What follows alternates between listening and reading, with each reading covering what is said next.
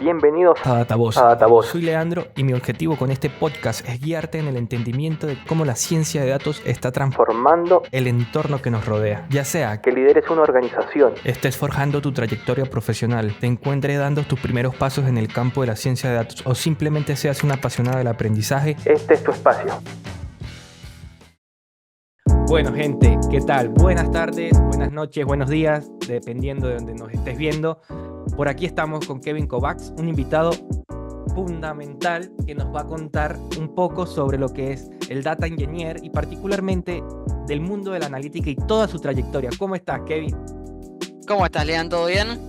Sí, todo bien. Cuéntame, Kevin. Yo sé que estás ahí, quieres contarnos todo, tu trayectoria, cómo has venido, así que arranca cuando quieras. Me presento, mi nombre es Kevin Kovacs, soy licenciado en Economía por la Universidad Nacional de La Matanza. También estoy cursando un posgrado en Ciencia de Datos en la misma universidad. Y bueno, tengo una experiencia laboral bastante dinámica, si se quiere, en lo que es el mundo de Data Science. Trabajé un poquitito Kevin, en cada uno de los... te hago un paréntesis. Sí. ¿Tuviste alguna influencia de alguien en particular? Por ejemplo, mi padre era un loquito de los números, le encantaban, mi madre, mi tío. ¿Tuviste alguna influencia para que dijeras, quiero estudiar por un lado economía y después quiero, seguir especializándome en los datos? ¿Quién te influenció? A ver, por el lado de la carrera universitaria, yo no tenía planeado estudiar directamente porque no me gustaba nada en la secundaria, por cómo está el sistema educativo en la secundaria, que no es muy bueno, te obligan a cursar materias que capaz ni te interesan. En eso hay otros sistemas de otros países que funcionan mucho mejor. Acá en Argentina casi que no existe el optativo, es anotarse y tener que terminar. Así que por ese lado yo no tenía planeado estudiar nada, simplemente sabía que se me daba fácil la contabilidad y había empezado la carrera de contador y después me di cuenta que no me gustaba y me pasé a economía, y como el primer año era el mismo y el ingreso también era el mismo, es como que seguía en la misma trayectoria. Pero sí, para la carrera en cuanto a lo laboral, a mi perfil profesional como científico de datos, analista de datos, ingeniero de datos, sí que tuvieron una influencia enorme los profesores que tuve en la universidad, que para eso creo que es lo más importante para lo que uno estudia, cuando no es una carrera como medicina, que sí o sí tenés que tener título para poder ejercer. En economía, o no sé, hay gente trabajando, no sé, en finanzas que no tiene título de economista, ni licenciado en finanzas, y científicos de datos que capaz recién terminaron la secundaria y están, pero ¿cuál es el verdadero valor agregado? Y el valor agregado lo da los profesores con sus experiencias, el famoso networking que se hace en las universidades, no solo entre compañeros, sino con profesores, con investigadores. Tuve una oportunidad muy grande yo para poder investigar en la universidad y eso me abrió muchísimas puertas. Y bueno, ese es, digamos, las influencias que tuve tanto a nivel académico como laboral. A ver, sin mucho pensarlo, de esa influencia con los profes, ¿qué se te viene a la mente así rápido? Se me viene a la cabeza econometría, por ejemplo. Recuerdo que cursaba la materia de econometría que habíamos visto, R, por ejemplo. Nada más el nombre asusta, ¿eh? Sí. Bueno, es estadística aplicada a economía. Da miedo por el nombre, pero después cuando lo cursás ves que no es tan distinto a la estadística tradicional que se da en el primero o segundo año de la carrera. Pero recuerdo que el profesor era un crack, porque cuando terminábamos de cursar, o al día siguiente hacíamos llamada para ver proyectos en los que él estaba trabajando. Él era científico de datos y... Mirá. Nada, yo al principio no entendía nada, pero lo iba absorbiendo y el lenguaje te va quedando y de a poquito vas absorbiendo cosas.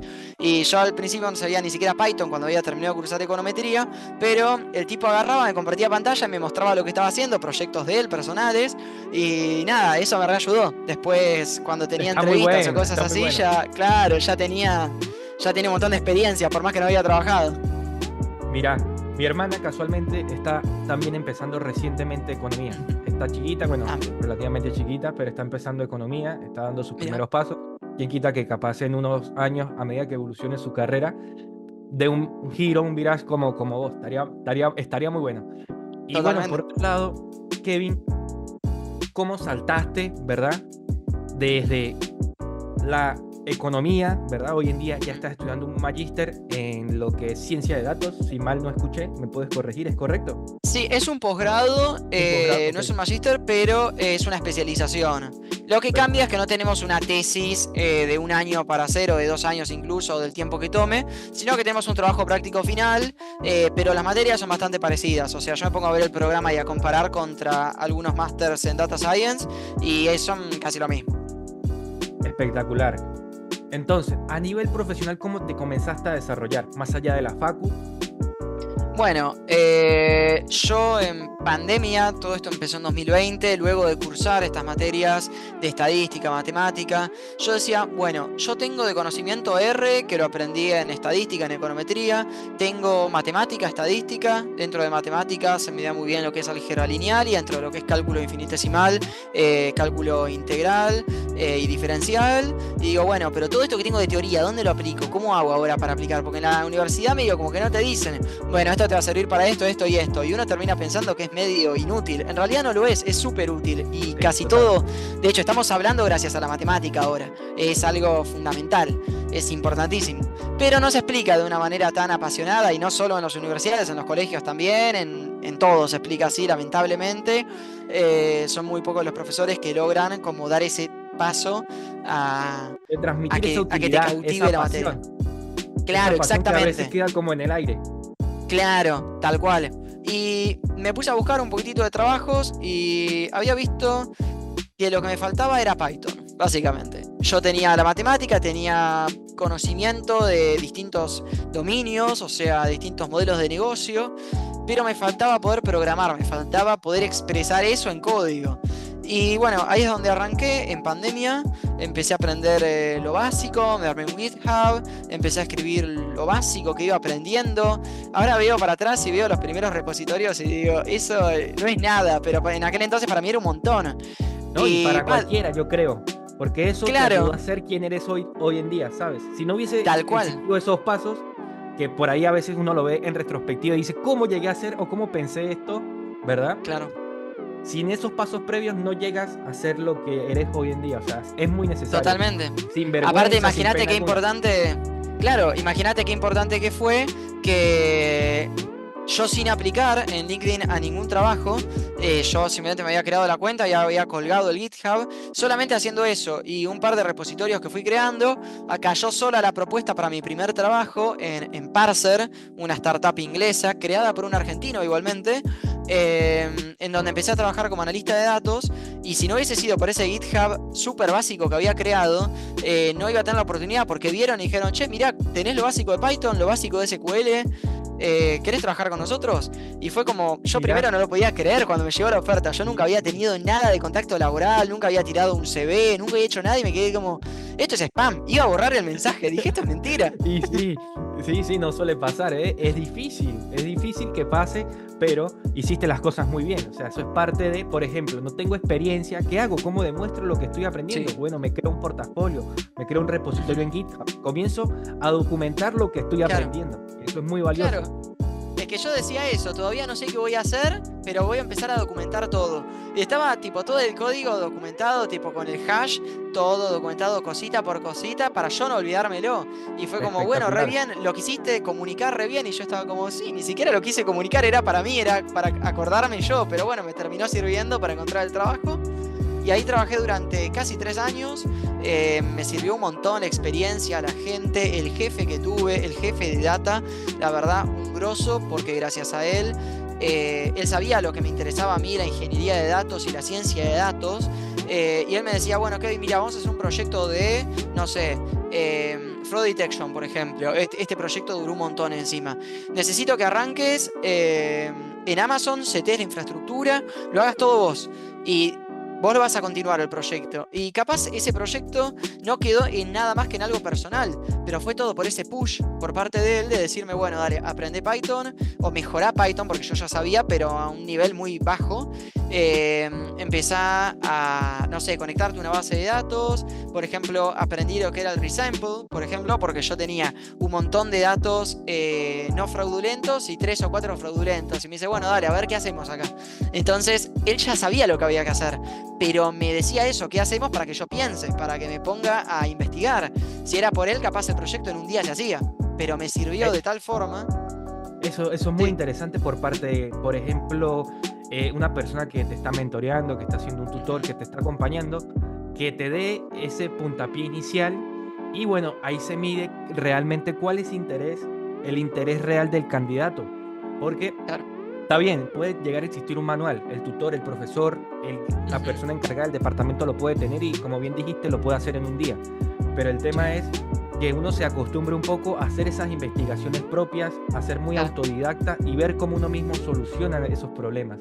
La verdad, Exactamente. mucha suerte tuviste con este chico, no sé cómo se llame, no sé, algún día puede que vea este video y te mande un saludo, no sé. Sí, y eso la verdad que a mí me súper sirvió. Bueno, nada, un montón de modelos, análisis de riesgo también. Él sabía que me interesaba economía porque ya me estaba recibiendo, yo me terminé de recibir estando en ese trabajo. Él sabía lo que me interesaba y siempre era, che, Kevin, arrancate este modelo acá, arrancate, no sé, a setear la infraestructura en Amazon. Y después, no, Kevin, bueno, vamos todo para atrás, arrancala en Google Cloud Platform. Y capaz era como para que yo practique, para que yo vaya haciendo una cosa, después vaya haciendo otra, y eso me súper sirvió. Pero bueno, a principio de año el cliente que teníamos, que era Moody's Analytics, cliente 100% para el exterior, trabajando en inglés todos los días, todo, muy bueno, pero bueno, no le renovó a la startup para la cual trabajaba, Parser, y Como bueno, para tener todo el un equipo. contexto, ¿qué hace Moody? Muy brevemente. Una consultora financiera, Bien, orientado a analizar lo que era riesgos. particularmente real estate, o sea, bienes raíces. Ah, perfecto. ¿Y ustedes Sí. qué hacían particularmente para Moody? Y le ofrecíamos un montón de servicios, o sea, predicción de, no sé, por ejemplo, préstamos, valor de parcelas, estimar el valor de una parcela dependiendo de distintas características o features, por ejemplo, no sé, qué amenities tenían, etcétera. Y bueno, todo eso primero encontrarlo, calcularlo, después validar los modelos y un montón de cosas más que se le ofrecía por un lado, por otro lado aplicaciones para que el mismo Moody's le venda a los bancos, porque no sé, imagínate que te tiro 1 millón de documentos por día, vos querés procesarlos, que vaya a una tabla y bueno, toda esa automatización la hacíamos como servicio. ¿Cómo? Que no es fácil. No, para nada. Es un quilombo Para lindo. nada. Es un quilombo, totalmente. Y esos fueron los principales proyectos que tuvimos. Después un montón de POCs que quedaron en la nada, porque después, como era por parte de la empresa y ya después no le renovó contrato, esos proyectos quedaron, ni siquiera se los llevamos a entregar, así que quedaron ahí, en el olvido. Hoy en día sé que Sí. estás como semi-senior, ¿verdad? Ujú. En Data Engineer Sí. para una empresa que se llama Nexton. Así es. ¿Qué tienes? ¿Cómo aplicaste? ¿Cómo llegaste? ¿Qué te han dicho de este puesto? ¿Cómo lo vas a ejercer? Bueno, primero una aclaración, entre medio conseguí un trabajo en WebStarted y ahí es donde oficialicé lo de ingeniería de datos, que es un perfil cross entre backend engineer e ingeniería de datos, porque utilizamos mucho HTTP request, Azure Functions.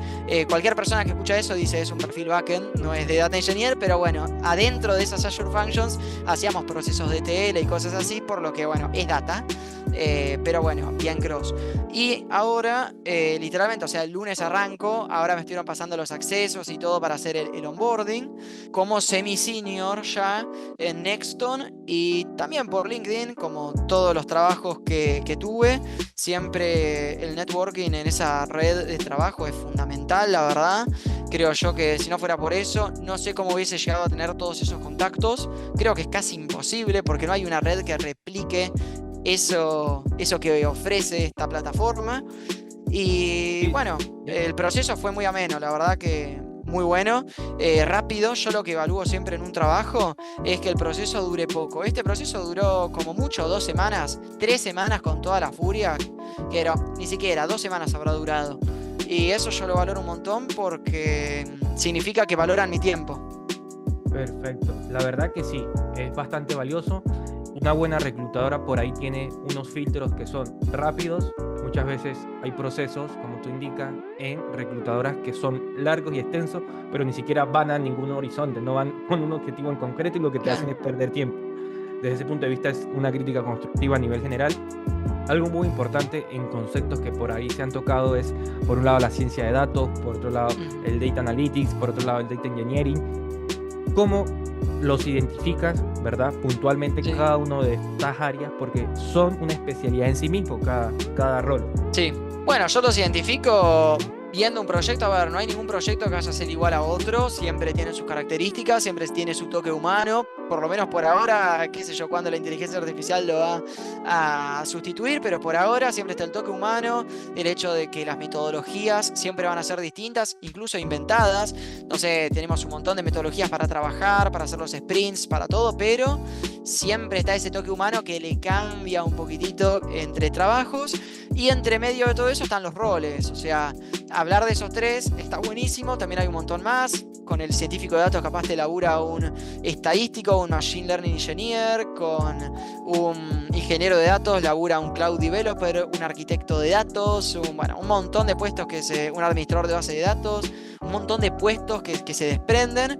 Pero pensando en estos tres, a mí me gusta verlo como una línea del tiempo que no es tan línea del tiempo porque es algo que todo el tiempo va y viene, pero por un segundo lo congelamos. Por un segundo lo congelamos, hacemos un freeze y decimos, bueno, arranca todo desde el ingeniero de datos, coloca los datos para que el resto labure, ¿sí? Entre medio hay un montón de cosas, un montón de software, es un montón lo que hay, pero vamos a hacerlo bien básico. Desde ¿sí? lo teórico. Sí. Desde lo teórico. Deja los datos. ¿Para qué? Para que el científico de datos pueda crear modelos, entrenarlos, validarlos, evaluarlos, hacer todo lo que hay que hacer en un proceso de trabajo de científico de datos. Y el analista de datos lo que tiene que hacer es mostrar esos insights, ¿sí? Representarlo, mostrarlo. Pero acá viene uno y me dice, no, pará, pero yo vi en un curso que esto es al revés, que viene el ingeniero de datos, después el analista los analiza, y una vez que está hecho todo en retrospectiva, viene el científico de datos y crea modelos predictivos. Y son distintas formas de verlo. No sé qué te parece. Sí, la verdad, hay de por sí de que puede un vaivén, como dijiste. Hay formas de cómo interpretar la problemática en cuestión. Por ejemplo, el ingeniero de datos, coincido totalmente, que es el encargado de que estén los datos tanto para que el científico de datos y el analista de datos los trabajen. Bien, claro. A mí me gusta más irme a la resolución del problema, el tipo de problema que se está resolviendo. Dependiendo del tipo de problema que se está resolviendo, son problemas para un rol determinado. Exacto. Por ejemplo, se habla mucho de 4 tipos de problemas. Uno relacionado a la descripción de lo que está sucediendo. Por ejemplo, quiero describir qué pasó con mi tienda de helados durante el año pasado. Bien, eso es un tema descriptivo. ¿Qué puede llegar a alguna conclusión? Bueno, puedo llegar a alguna conclusión de que en julio las ventas aumentaron porque, bueno, ahí ya puedo indagar un poco más y voy a otro tipo de análisis. Aquí estoy hablando de análisis descriptivo. Después me voy a otro tipo de análisis que ya es un poco más enfocado a saber por qué las ventas el año pasado subieron puntualmente en los meses de julio. ¿Bien? Entonces, en estos 2 tipos de problemas suelen estar más enfocados los roles. Por un lado, el Data Analytics, ¿bien? Pero también tenemos otro tipo de problema que es habitual, que es relacionado a los predictivos, el análisis predictivo, que acá ya entra un poco más el rol del científico de datos. Pero cabe destacar que el científico de datos puede fácilmente participar en todo. Por eso es como que depende de la temática, de la problemática, pero sigue siendo un vaivén, porque es decir, muchas veces suelen hacer la distinción, que suele ser fina, de que, bueno, el Data Analytics analiza para que el científico los meta en el modelo. No es tan así, porque el científico de datos también tiene que limpiar, tiene que hacer selección. Entonces, no es tan así. Y bueno, dicho esto, por eso suele ser a veces difícil definirlos, pero yo me voy aunado a lo que dijiste, a los puntos concretos de las preguntas y de los problemas que suelen ser 4 a nivel general en el campo de la ciencia de datos. Y bueno, esa sería mi respuesta. Ya, como bien lo indicaste, se puede llegar inclusive a problematizar un poco más porque, bueno, el Business Intelligence o el Business Analytics, porque ya son 2 roles distintos. Sí. Y a lo que iba y lo que quería añadir era hoy en día existen un nivel de especialidad granular, atómico. Sí. Es decir, o sea, no existen profesionales generales como anteriormente lo existían, sino que puntualmente al manejar una tecnología determinada, al enfocarse en determinado problema, ya estás creando, trabajando en un rol específico. Entonces, al nivel de esta atomización que existe en la especialización, porque realmente el mercado, o sea, está siendo tan competitivo que la diferencia la estamos haciendo cuando nos hacemos granulares y puntualmente nos especializamos en tecnología y en roles particulares. Debido a esto se han creado un mundo de roles, o sea, un mundo de nuevos perfiles y un mundo de nuevos roles. Entonces, creo que esa sería una buena forma, por un lado, de tenerlo presente, el por qué existen tantos roles con nombres distintos y cómo definir y identificar cada uno de estos 3 tipos de roles. Por otro lado, Kevin, sé que has comentado... Acá un breve paréntesis. Acá también depende la empresa, porque hay empresas que tienen a la persona de data que hace todo esto, que responde a todas estas necesidades que vos mencionabas. Después está la empresa que tiene en ese enfoque granular, atomizado que vos mencionabas, que tiene, no sé, el arquitecto de datos, el ingeniero de datos, el BA analyst, y bueno, todo eso. El BI analyst. Y eso depende mucho también de la empresa. Claro, yo creo que digamos, soy muy fundamentalista de lo que es la división del trabajo de Adam Smith allá hace un montón de años. Y eso es clave, o sea, si dividís el trabajo va a funcionar mejor. Obvio que hay un punto en el que ya se chocan los trabajadores, aunque, bueno, en línea, poniéndolo en este concepto, en línea se chocan, pero... está perfecto que se lo divida, porque muchas empresas suelen tener a una sola persona que ingresa para hacer modelos predictivos y termina haciendo un montón de ingeniería de datos. Claro, y se pierde lo del modelado, se pierde un montón de cosas ahí. Entonces, veníamos hablando de los distintos roles, cómo definirlos, que suele haber una línea bastante fina, que a veces suele ser complejo por la misma especialización, y bueno, que existen empresas que, por un lado, también depende del tamaño, existen los roles bien definidos, es decir, granulares, atomizados, como en otra que eres el utility, tú eres analista de datos y te ponen a hacer directamente lo que hacen todos los roles, ¿no? Exactamente. Bueno, Kevin, cuéntame un poquito de los retos que te has encontrado en tu carrera. Bueno, lo primero es, como digo siempre, la cantidad de gente ofreciendo su trabajo, la cantidad de oferta laboral que hay, que es la gente que sale a ofrecer su tiempo a cambio de plata, y eso yo creo que es el mayor reto que se puede encontrar. Primero, esto suelo hablarlo en mi canal, después si quieren síganme, Kevin Codex Vlogs, hablo de todo esto, del mundo laboral, trabajar remoto, trabajar en IT, etc. Pero, bueno, sacando eso, lo siguiente es la cantidad de tecnologías que hay, que creo que un poquitito también querías hablar del tema de las tecnologías, me habías comentado, y es que hay muchísimo, todo el tiempo se crean software nuevo, todo el tiempo hay nuevas demandas que satisfacer, y bueno, eso es un problema porque si alguien está aprendiendo puede llegar a sentirse avasallado con tantas cosas que hay en internet.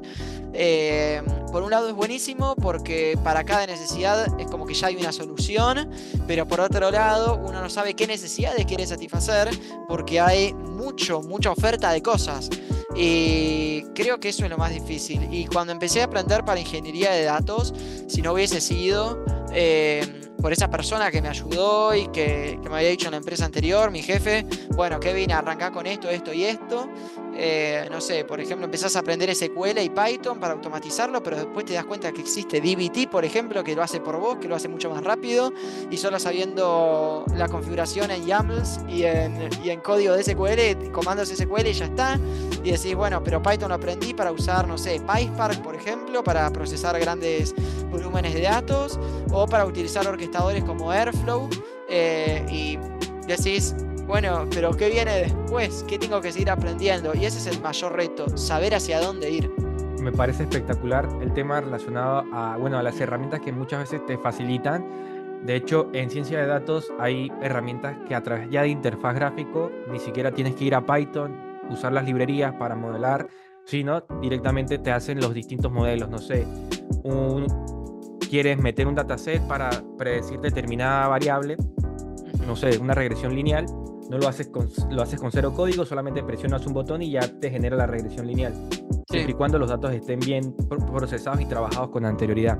A rescatar que es importante, o sea, no queremos restar importancia a aprender Python porque sí se va a usar, sí se usa, pero hay herramientas que a veces nos alivian carga y muchas veces caemos en el error de decir, che, pero yo sé Python, prefiero hacerlo línea por línea, me traigo la librería, tal, cuando ya no es necesario, pues, ya no es necesario.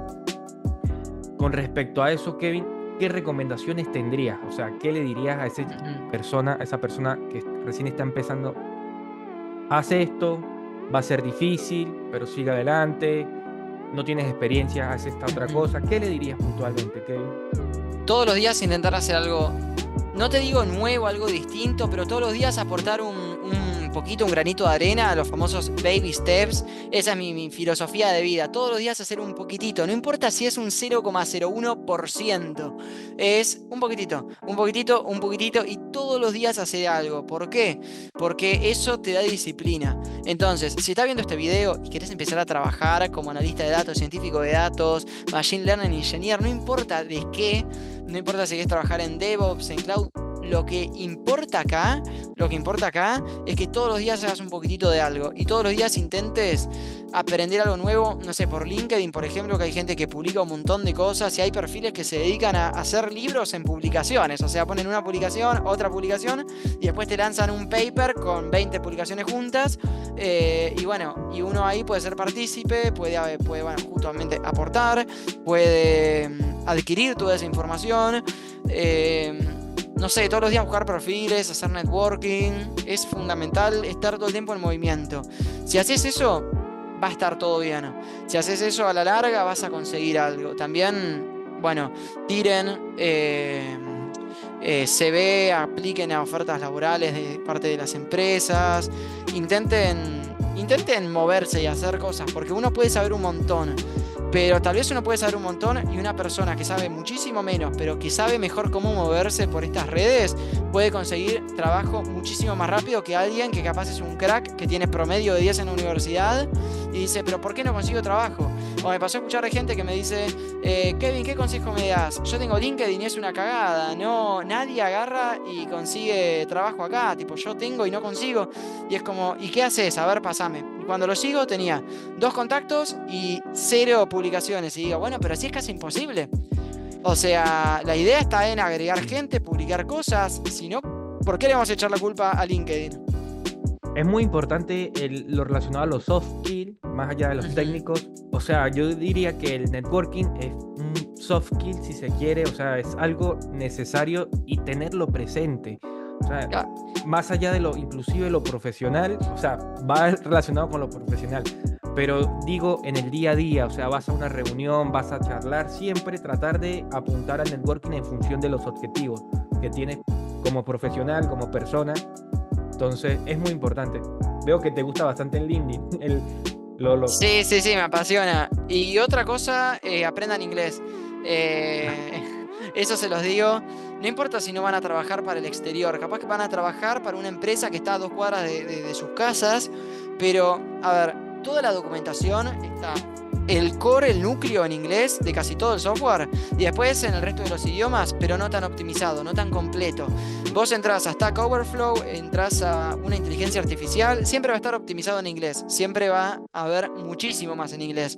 Entonces no hay que tenerle miedo al idioma, es fundamental y aparte es un idioma hermoso, o sea, hay que decir la verdad, es re lindo, pero bueno, total. Incluso si no les gusta, les recomiendo aprender igual.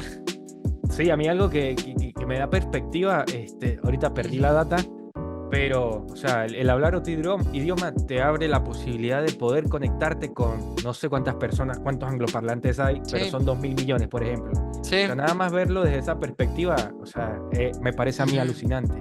Y acabaste de mencionar un punto muy importante, Kevin, que es el relacionado a la inteligencia artificial. Hoy en día está muy en boca de todos.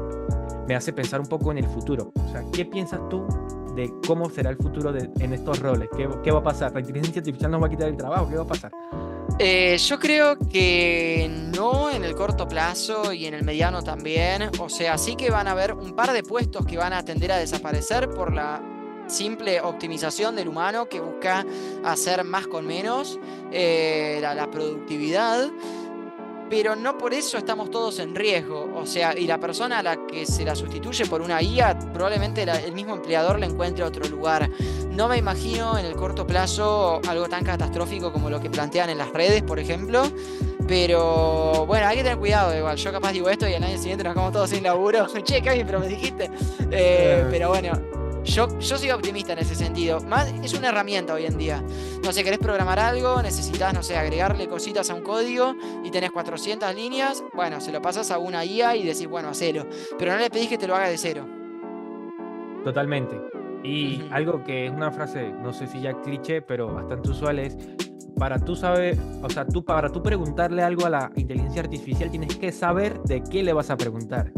O sea, ese saber es algo que no se va a poder reemplazar, por lo menos hasta por ahora.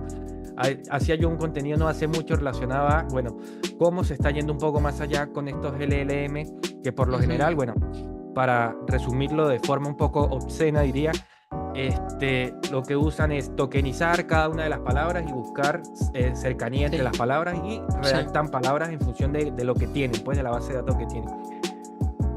Para que eso es lo que hace meramente, tú le escribes a ChatGPT y eso es lo que hace por detrás y te genera una respuesta coherente que te parece razonable, pero carece de razonamiento. Entonces, hoy en día lo que se está trabajando con estos nuevos modelos OpenAI O1 y bueno, todos los que estarán que todavía no están dentro de la palestra, están dando o enseñando al modelo a que razone, es decir, que llegue a una conclusión y que vuelva atrás, que llegue a una conclusión y vuelva atrás.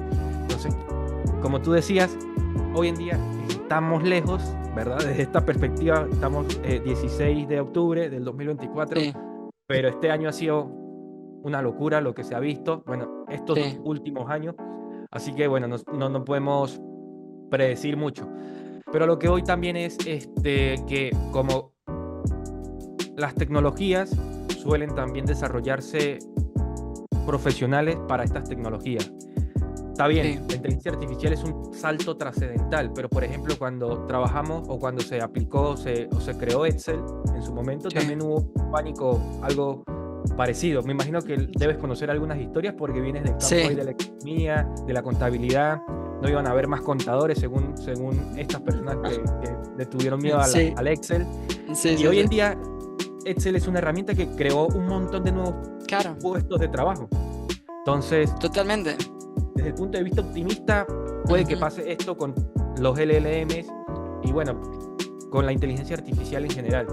Puede que es que por cada puesto que quita, para mí que crea nuevos. Esa es la realidad. O por lo menos por ahora. Esta IA que tenemos hoy en día, por cada puesto que quita, crea 3 o 4 nuevos. Entonces, no hay que alarmarse todavía.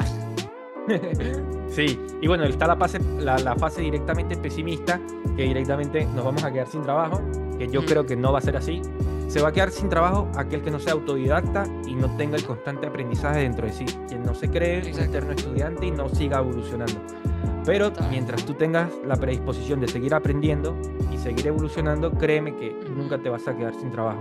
Y bien, Kevin, dicho todo esto, ¿algunas palabras finales te gustaría añadir? Agradecerte por permitirme estar en el canal. La verdad que es un golazo para mí. Muchas gracias. Siempre que pueda hablar de data, cuenten conmigo. Me gustaría aparecer en otros videos también. Cuando se te ocurra hacer algún proyecto o algo, contá conmigo. Me gustaría algún día también invitarte a mi canal. Así también te doy a conocer con mis suscriptores. Y por mi lado, nada más. Muchas gracias. Perfecto, Kevin, la verdad, el agradecido soy yo por regalarme una hora de tu tiempo, que yo sé que el tiempo hoy en día es oro, y lo dijiste hace un rato ya, que lo que uno transa realmente es tiempo, ¿verdad? Por dinero, y es el recurso más valioso que tenemos. Por ende, nuevamente te lo agradezco. Me gustaría visitar en tu canal, si el día de mañana sé que tengo bastantes cosas por hacer, te gustaría y te copa, hacemos match, hacemos más cosas en común. Y bueno, chicos, yo creo que sin más nada que añadir, nos estamos viendo. Kevin, no sé si quieres despedirte más o ya está. No, por mi lado, eso es todo. Vayan a seguirme a mi YouTube, a mi canal de YouTube, que va a aparecer por acá, supongo, el canal, o por acá abajo, ahí está. Kevin Kovacs Vlogs, también tengo un canal de música, pongan Kevin Kovacs, les va a aparecer todo. Hace poco hice un remake de Love of My Life de Queen, grabando todas las voces, todo, me volví loco, pero me encantó. Ese no lo, Y bueno, no lo he visto. Está bueno. bueno, te recomiendo ir a escucharlo después. Y después mi Instagram, Kevin Kovacs, así como está mi nombrecito acá abajo. Kevin Sí, va a Kovacs aparecer. 1. Y ahí va a aparecer, así. Kevin Kovacs 1. Y bueno, suerte Perfecto. a quien esté viendo esto en su vida laboral. Perfecto, gracias, Kevin.